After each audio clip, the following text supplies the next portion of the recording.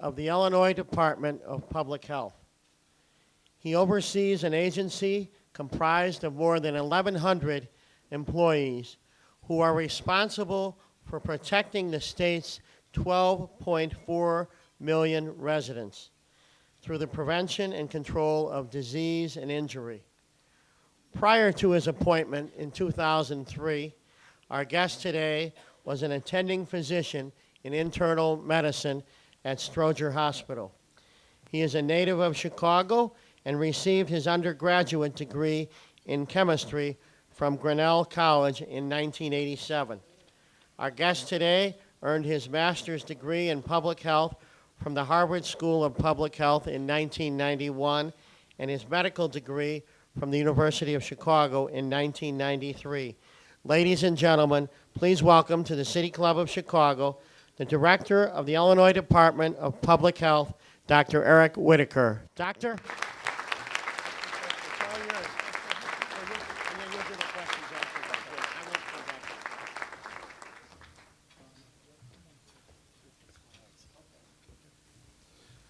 Good afternoon. I'm sorry, I'm from a Baptist tradition. You're supposed to respond to me. Good afternoon. Thank you very much. I want to, first of all, thank Jay for the invitation to be here today.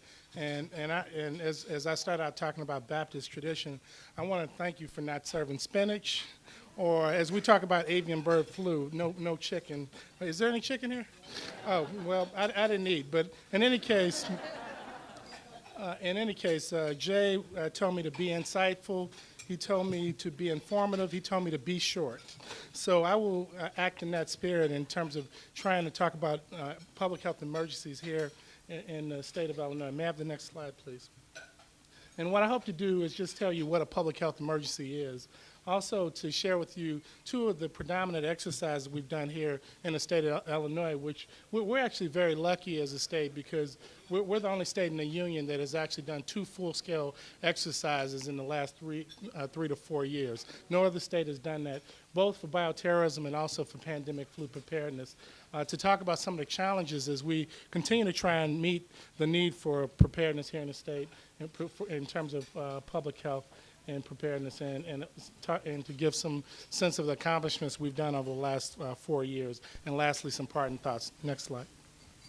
So what exactly is a public health emergency? Just so you understand a little bit of the structure of how things work at the state level in terms of emergency, the Illinois Emergency Management Agency, otherwise known as IEMA, is the coordinator for major emergencies here in the state of Illinois.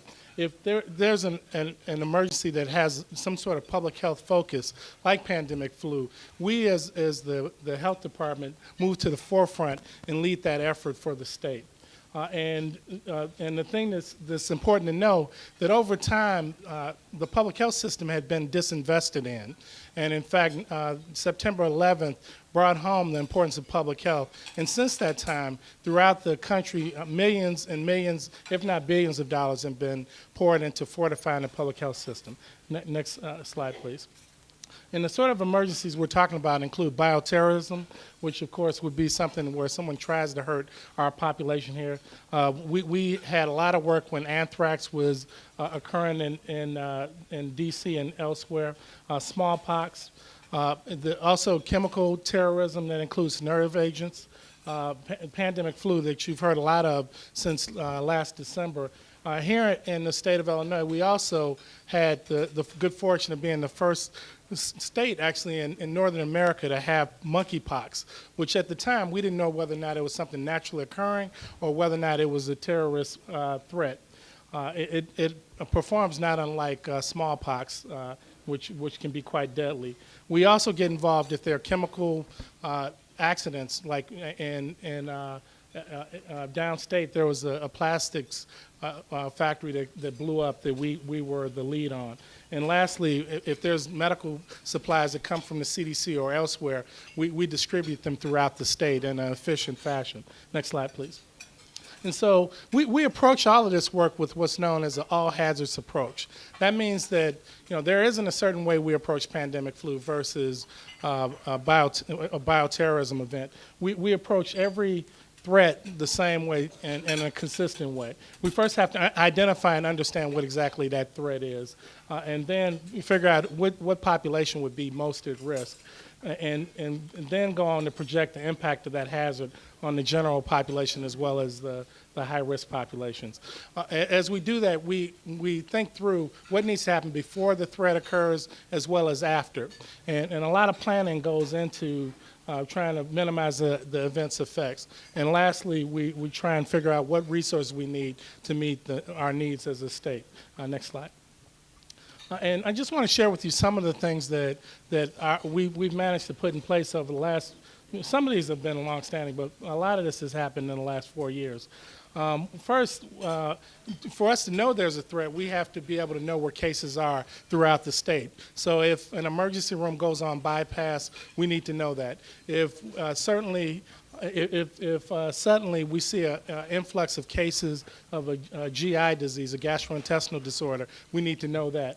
And if there's a shortage of ICU beds, we need to know that. And that's all done through a system we put in place called INEDS, which is the basis of all this data coming in from hospitals, local health departments, and everywhere else that has laboratories everywhere else in the state.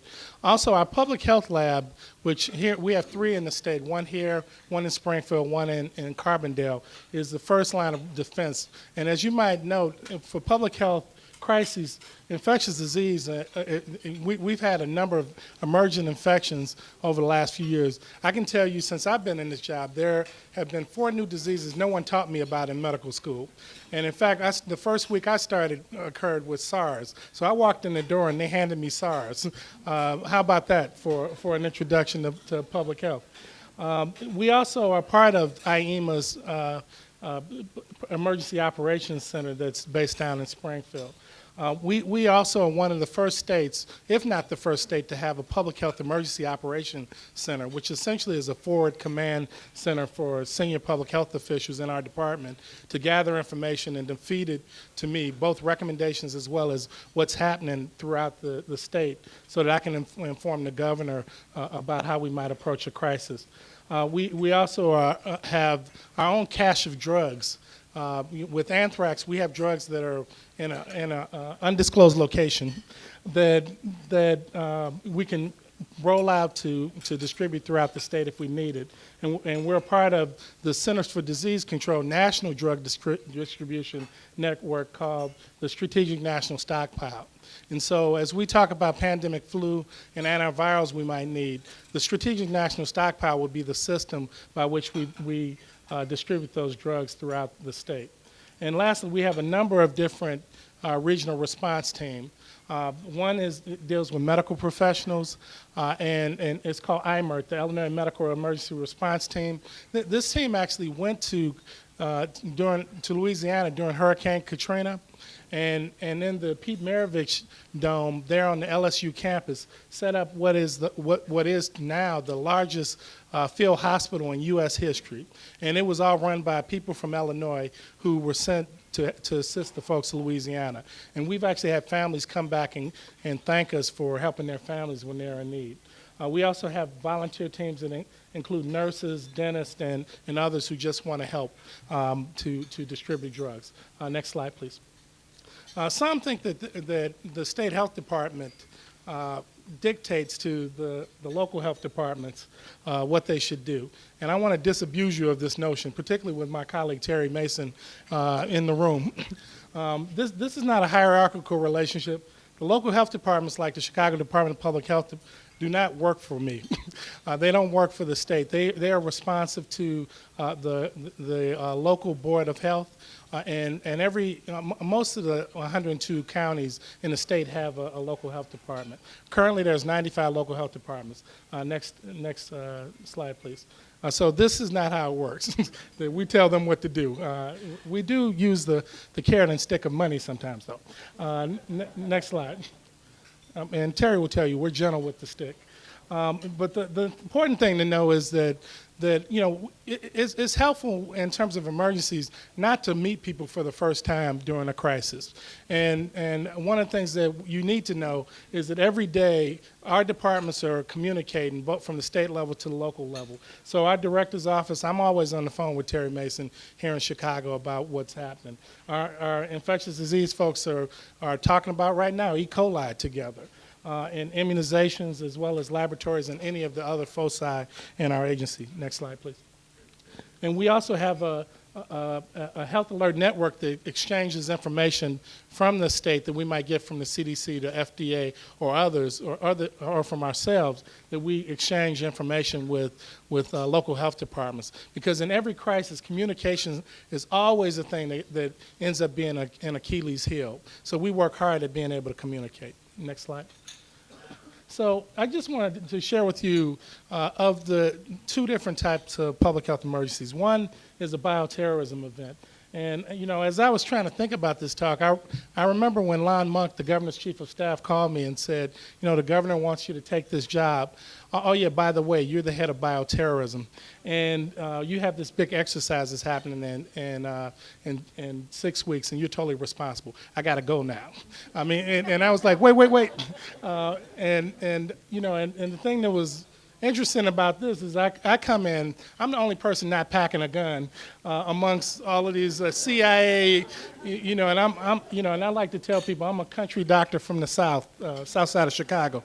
So it was an experience, and this is a 4-day exercise. It was millions of dollars were spent on this exercise. In fact, they had a cable show that ran live during the whole 4 days with, you all remember Frank Sesno from CNN?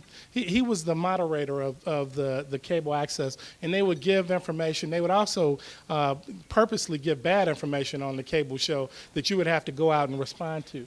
But in any case, it was the largest and most comprehensive terrorism exercise in the U.S. at that time. And I think that we went through it with flying colors. My team carried me through it because, again, I was only there for six weeks. But it simulated a release of a pneumonic plague in O'Hare as well as at the United Center.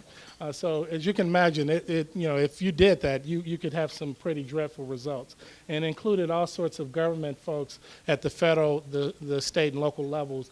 The other part of this exercise was a dirty bomb in Seattle, Washington. Next slide, please. So what we found there is that we found some areas we needed to improve on from the exercise. And I should know, when we do these exercises, if we don't challenge ourselves and find things that are wrong, we're not doing it correctly. If we don't push ourselves so that we find problems, then we're not exercising strong enough. And we found that we had some challenges around legal authority, the strategic national stockpile, and getting it out, as well as surveillance and epidemiology. Next slide, please. In terms of the legal issues, we didn't have legal authority for isolation and quarantine. And you can imagine, as we talk about pandemic flu and dealing with it, that's something we need to have in our back pocket. Also, we were vaccinating our staff with vaccines, some of which were experimental, but there was no provision to provide for workers' comp or liability insurance in case they got sick from the vaccinations we were giving them. Additionally, medical community providers weren't covered for liability despite doing Good Samaritan work. And lastly, emergency licensure was an issue. Next slide. And we drafted legislation, House Bill 5164, that addressed these legal issues. And it was to give us the tools we need to respond in a crisis. And Governor Blagojevich signed that into law in July of 2004. Next slide. And this gives us, and I like this word right here, supreme authority. How does that fit? That resonates, supreme authority. I have to remind folks about that occasionally. We have supreme authority in matters of isolation and quarantine. It also allows us to get access to medical records. Syndromic data is important, and we need to get that quickly. So if there's a blip in the number of influenza cases, we know to go look more closely in that area. We didn't have provisions for that in our data collection system. Also, we weren't able to share information with the FBI and other law enforcement, so we needed that tool.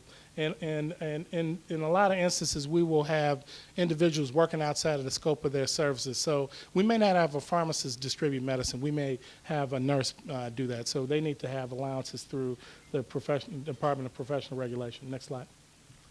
And I think I said that most of this. Next slide. And also, this law gave local folks the possibility of enforcing orders that may come down from the Department of Public Health. And one of my favorites is we now can have lights and sirens on our car. Next. In terms of strategic national stockpile, we found that there was a lot of variability amongst the 95 local health departments about their level at giving out the strategic national stockpile. We've actually fixed this, and every one in 95 local health departments has done an exercise demonstrating that they can do this in an efficient fashion. We're one of only 6 states that have demonstrated we can do this. And we needed a uniform framework for dispensing. Next slide. And so we continue to do work with all of these partners, including Paul Campbell's agency and my other partners in the SCOC. And of course, we continue to work with local health departments. Next slide. Okay. It's critical that we as a department give guidance to local health departments, and we continue to do that with technical assistance, and as well as making sure that they understand how command and control function, which typically is seen in the military, how it works at the state level. Next slide. And with our surveillance and epidemiology, as I mentioned earlier, if we don't stress ourselves, we won't know how well we would do in a crisis. And we all agreed that we didn't get stressed enough in this exercise. So we ended up doing additional exercises to get that expertise and that experience. We did find that we were pushed to make decisions outside of our comfort zone because information comes in at differential rates, so you have to make decisions even without all of the information that may be available. Next slide.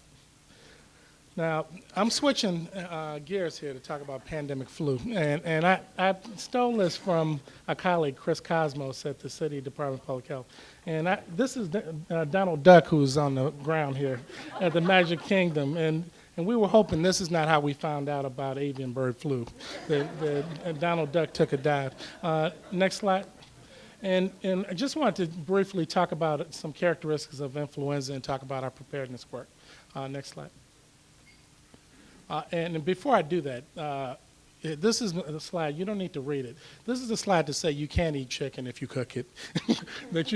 I usually start this off because when I talk about pandemic flu, I get questions like, can you get sick from eating chicken noodle soup if you have the flu? And so it's safe to do all that.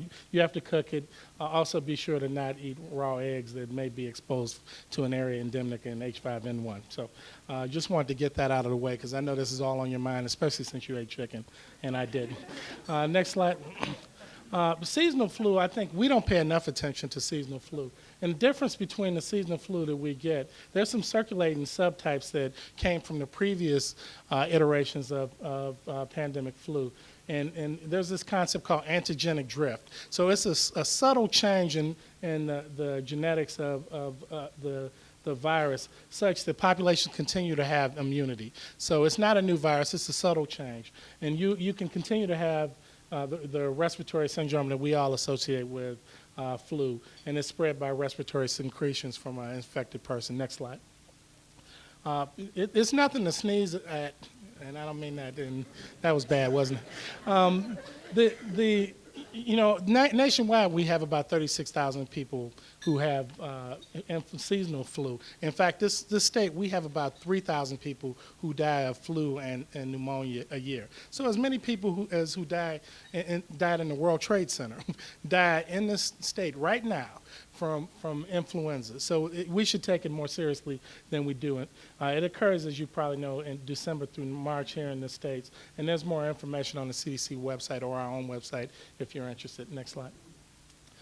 The difference with pandemic flu is that it's rapid global spread among humans. And the other thing you should know, we talk about avian bird flu, but there are many other influenza viruses that could cause a pandemic. Avian bird flu is but one of them, though it's the most likely one that could cause it. And in this case, you have antigenic shift.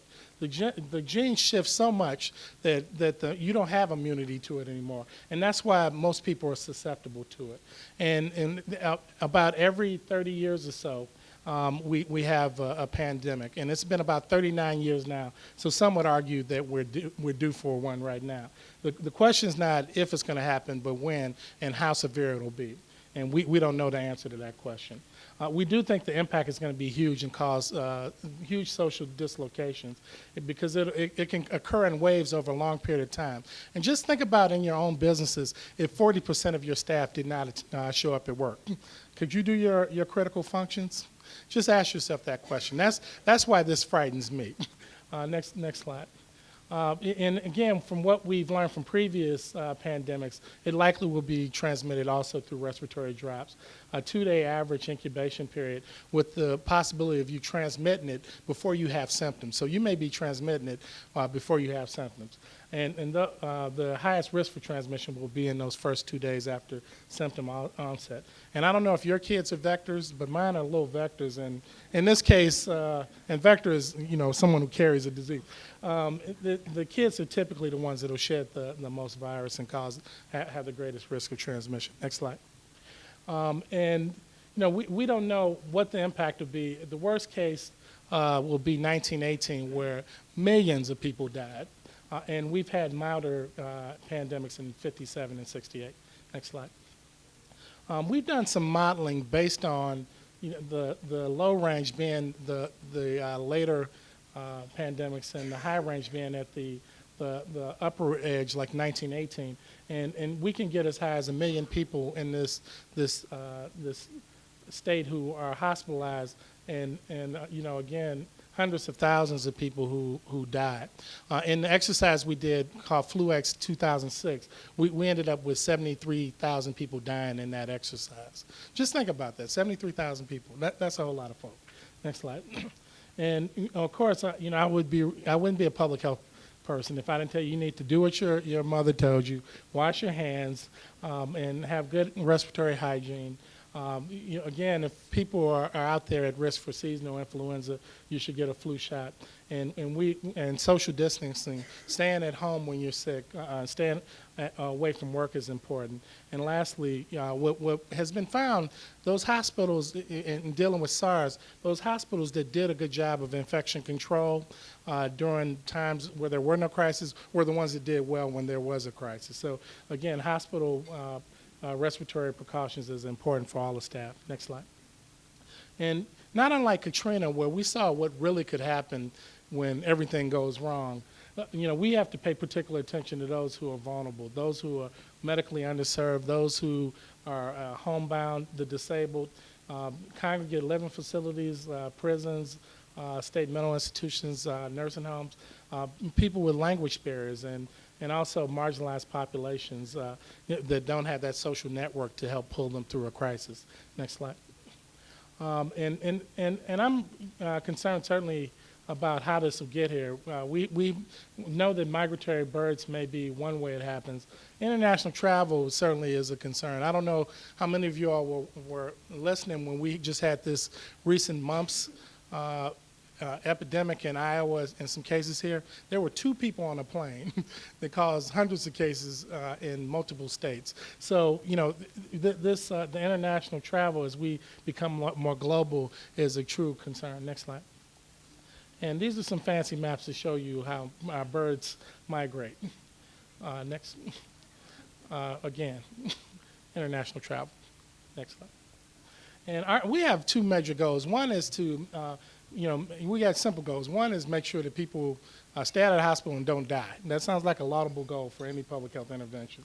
And the second one is to make sure we preserve the critical infrastructure and minimize social disruption. Because again, this could have a cascading effect. If the grocery store workers don't show up, or the school teachers don't show up, or the firemen don't show up, you can imagine how this plays out as a lot of folks don't show up. Next slide. And in terms of challenges, one of the things that's clear is that we will have, you know, a limited beds, ICU beds, ventilators, and other devices, masks, and other things. So, you know, we're going to have to treat a lot of folks when we have scarce resources there. And we know that there's ethical challenges around how do you distribute some scarce goods. And we've actually engaged a group of bioethicists to help think about this. So you all won't be wondering, does Dr. Whitaker have a cache at his house or the governor? We're going to work with the ethicists to make sure that I don't get a cache in my house. Next slide. We also have to think about handling large volumes of dead bodies. Again, it could be hundreds of thousands. And surveillance, that ability to pick up where the disease is occurring in the state is going to be critically important. Because we want to know as soon as possible so we could put a ring around that and try and you know, help keep the germ limited to a certain area as opposed to letting it spread freely. And also the messaging, the communications we have ourselves amongst health departments and with the public is going to be critical to make sure that we all come out of this as well as we can. Next slide. And again, you know, which community containment strategies will be important? If this occurs on a college campus, will we have to shut down the college? You know, that, and how soon will we do it? There are some that don't believe that quarantining will be helpful in any event because of the mobility of populations. And also, as happened in Katrina, there could be disparate impacts depending on socioeconomic status and race and ethnicity, as well as whether or not people are special needs, and we have to pay attention to that. Next slide, please. You know, and because this will be an event that occurs over time, recurring waves, we have to really think about the folks who are at the front lines and making sure they don't burn out. We've actually internally thought about how we have this Public Health Emergency Operations Center, and we may have to bring that into our building because people may have to continue to do their regular work while we do this, lest the milk doesn't get pasteurized and we have some other sort of crisis. So it's had us rethink how we deliver everyday services while in the midst of a crisis. And also, how do we avoid the sort of the Iraq syndrome where you're putting a lot of money into things and it doesn't get to where it needs to happen, and with delays and waste during the recovery process, or Katrina for that matter. Next slide. We've actually updated our state pandemic flu response plan, and you can go to the website at the Illinois Department of Public Health to pull that up. We also had a pandemic flu summit that included community-based organizations, business, because businesses really need to pay attention to this because I think they're particularly at risk. And Secretary Leavitt from D.C. came with the governor and hosted this pandemic flu summit.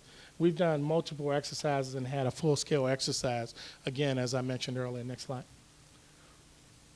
And the important thing is the message we've got from the federal government rather clearly is that the cavalry ain't coming because unlike Katrina, where we could send our IMERT team to help in Louisiana, this is going to be happening everywhere at the same time. So we have to take care of our own. And it's going to be important to drill down the communities to get this done. So we've conducted 13 regional exercises that are trying to have the communities get educated about these issues and how to provide for themselves. And in most jurisdictions, counties and localities are doing their own plannings and their own community pandemic flu summits. Next slide. And FluX, we just had a couple months ago, again, a pandemic flu outbreak. I told you we had 73,000 people die. Happened in Chicago, though it spread over time to all of the regions of the state. And terrorists who were in a cell laying in wait knew that we were busy dealing with pandemic flu, and they decided to come to our county, Cook County, and have a terrorism attack. And we looked at what the long-term effects of that terrorism attack. So this was novel in that we had the immediate crisis, and then after 2 days, we jumped forward 6 months into the future to see what the economic picture looked like and other things. And it's clear that, we as the Department of Public Health will have to give guidance to localities about how to proceed. And as we learned from SARS, you can have huge economic impacts from something like this because people are afraid to travel to your area. So we have to be mindful. If we decide to shut an airport down or do something, that has economic consequences, and we have to balance the risk versus the cost. Next slide. I talked about the drills. We've developed guidance for hospitals and others. We maintain what's called a green rating, which is the highest rating that the U.S. Department of Homeland Security gives out for our state. We're only one of 6 states that have that out of 50. And we're close to getting a green plus rating, which we'll be the only state in the nation that has been able to do that. And also, we're in the midst of purchasing an antiviral stockpile so that we have our own cash to deal with. Next slide. Just as I close, our department doesn't do this alone. We work together with local health departments like the Chicago Department of Public Health, along with hospitals and community-based organizations. And we're only as good as they are strong. So when we get money, we push almost 80 to 90% of it out to the local health departments and hospitals so they can maintain their readiness. Our readiness is going to be a challenge over time because in D.C., I've been going out there 3 years, and they feel like they've given millions and billions of dollars to the locals, the states and others, and they're ready to move on to the Iraq war or something else. But I have to tell you, in our laboratory, we have equipment that needs to be maintained. We have people and systems that need to be maintained. And so we're trying to convince them of the wisdom of continuing to support that since we've invested so much time. And tensions will always exist between governments at various levels because money causes tension, and so, or lack of money. As the money dries up, we were plentiful just a couple years ago, and now we're trying to look hard at how we're going to divide the money and authority that goes with that money. So I encourage you to check out the IDPH website for information about bioterrorism as well as for pandemic flu. And I think that's it. So do we?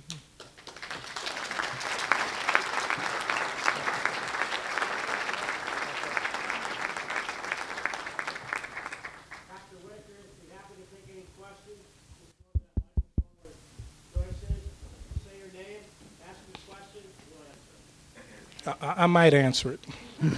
So. Doctor, I'm Joyce Saxon. I'm on the board of City Club. Okay. We did have in the past a severe shortage of flu shots because that whole plant in England was disavowed. Sure. Have we remedied that? Are the flu shots still coming from England? And will there be enough? And when are they starting to come in? I generally try to get mine as soon as possible because my mother came from Vienna, Austria, and there's 25% of the cemetery was people who died during the 1918 epidemic. I've always been reminded of that. I applaud you. Tell your friends what you're saying. We love you. We believe at this point that there will be sufficient flu vaccines. And I think the drug companies, the pharmaceutical companies, have built additional capacity in Pennsylvania so that we have flu vaccine closer, as well as that's being produced in Europe. And one of the challenges that happens is that we tell people there's a shortage, and then people who are at risk decide that they don't need a flu shot. So the very people we're trying to make sure get flu shots don't take them. And so, we end up with additional flu vaccine. And so it seems like we go through this cycle every year where we say shortage, and then at the end of the season, we say we have too much. Will you now get a flu shot? But I encourage everyone to get a flu shot. I haven't had one in the last 2 years because I've been mindful of the shortage, but I myself get one every year. Dr. Winship? Dan Winship, Chief Bureau of Health Services, Cook County. Eric, recently there have been some preliminary reports about some favorable progress in the development of bird flu vaccine. Could you bring us up to date on that? Sure. I think that there are some vaccines and clinical trials right now. And you know, it's important with bird flu. The best thing we can do is to prevent it from ever occurring, and that's why vaccines are important. And in fact, the great bulk of the money that the Bush administration has put towards pandemic flu is going into more rapid flu development. Currently, what occurs with the current egg-based technology, it can take up to 6 months before the vaccine, you get the virus and you end up producing vaccine. And that's, a lot of people can die in that time span. So we're certainly encouraged that there are some vaccines that are out there being developed. My name is Dr. Raja Khouri. I'm with Occupational Medical Specialist, Dr. Whitaker. I enjoyed your talk very much. It's well balanced and very informative. One of the issues that you have mentioned is the impact of pandemics, be it avian flu or otherwise, on industry and businesses. And what specific words of wisdom do you have for industry in order to be specifically prepared for such occurrences? We have been involved with one particular company that dealt with this issue and developed an extensive program, but what about those that do not? Thank you. And the question is about businesses and what they can do. And I actually developed a talk for businesses and talked to Chamber of Commerce and others because I think they're critically important in this endeavor. And the thing that I've urged businesses to do is to look at their critical inputs to developing their products and trying to make sure that they think of alternatives in that critical pathway. If you can't get that input, you can't do your work. So we're asking businesses to look at their critical processes, to even work with their competitors to think about if you have 40% of the workforce not showing up for the input companies, that you might pool together so that you all can survive. And you can just think about business folks saying, I'm going to work with my competitors, but to make sure that we continue to have all of the goods and services that we need, it may take that. And we're also asking businesses to share their experiences. The multinational companies in the SARS epidemic had a great deal of experience from things that were happening in China and elsewhere. And that's the sort of information that needs to be shared with their cousins here in the States, with a particular attention paid to business continuity. So I know that we internally and Paul Campbell and others have worked on business continuity for the state. What are the critical services that we have and how do we keep them functioning if we have a pandemic? And I would urge businesses to do the same. Hi, Dr. Whitaker. My name is Ellen McGee. I have a question off the subject, but about something that's very critical in our health system today. 2020 just did a big story about AIDS in the African American community, and it was absolutely stunning. I was wondering what your department is doing to help with that effort to decrease the new AIDS, in the African American community today. Okay, well, to give you some context, in this state, African Americans comprise about 15% of the population. But as we look every year, new cases of HIV, African Americans comprise about 50% of the new cases of HIV. And when you get behind those numbers, roughly 70% are below the age of 40. Just think about this. So you have a very young African American population at risk. And we with the governor's leadership in September, actually, I think September 15th, was that today or last Friday? Okay.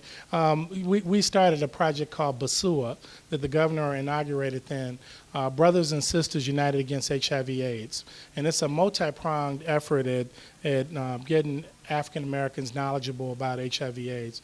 And it uses the church as a vehicle to the African American church. It also goes to college campuses. We actually had a hip-hop concert here in Roosevelt University, and just a couple weeks ago down in Springfield, where down in Springfield we had 3,000 young people show up for a concert. Over 300 or 400 people got HIV tested at the concert. We had a panel of rappers and hip hop stars, along with Fuddy Duddy Me, sitting up talking about HIV before we did the concert. And Kelly Rollins, who's one of the members of this group, Destiny's Child, was the moderator. And it was a phenomenal success. So we're trying to look at innovative ways to get the message out, because clearly the messaging that was directed at gay white men predominantly is not going to be effective with this population. So we've looked at social marketing and how do we change the message in a way that it'll resonate. We also have vehicles around the state that takes HIV testing, rapid HIV testing, to where people are. And the governor, during the time he announced this, ended up putting forth a rule that allowed 20-minute tests to be done throughout the state. Because in the past, you would have to test, wait a week, and then get your result. Maybe 2 weeks, I'm sorry. And in that time, a lot of people didn't come back to get their test results. Now in 20 minutes, people know their status. And we're talking about a context where upwards of 25% of the population are walking around HIV positive and don't know their HIV status. So we've been excited with the results we've seen. We're seeing increasing rates of HIV testing. And you know, also one of the things the governor did was increase the amount of money for treatment for drugs. We have a program called the ADAP program, the AIDS Drug Assistance Program, that allows people who are low income to get the medicines they need to survive. So I think that it doesn't hurt that my background has been in HIV prevention, and I trained in San Francisco during the middle of the AIDS crisis. So that's something that's dear to my heart, and the governor has taken leadership and given us the funds so we can do the things we need. I'm Marilyn James, and I work at local employer in Broadview. And I wanted to go back to our avian flu, because I've been trying to figure out, I as the nurse on our premise, how we could help our management team understand more about avian flu. And I'm wondering, are you guys planning any townhouse meetings that maybe we could invite some of the executives to? I think that might be a good introduction, and then I could help, manage some of the things in terms of the community and our competitors. Is that under consideration at all? Yeah, well, it's going on right now, and I personally go around to local health departments to do meetings. Just to give you a sense, we have 95 local health departments. I've been to probably 55 of them. And I go around doing presentations, and also each of the local health departments hold their own town hall meetings. But if you need something special, just let us know, and we can work with the local health department that is where your business is located. And ultimately, it's going to take people on the ground being interested and invested in making sure their employer and employees know what's going on. Thank you.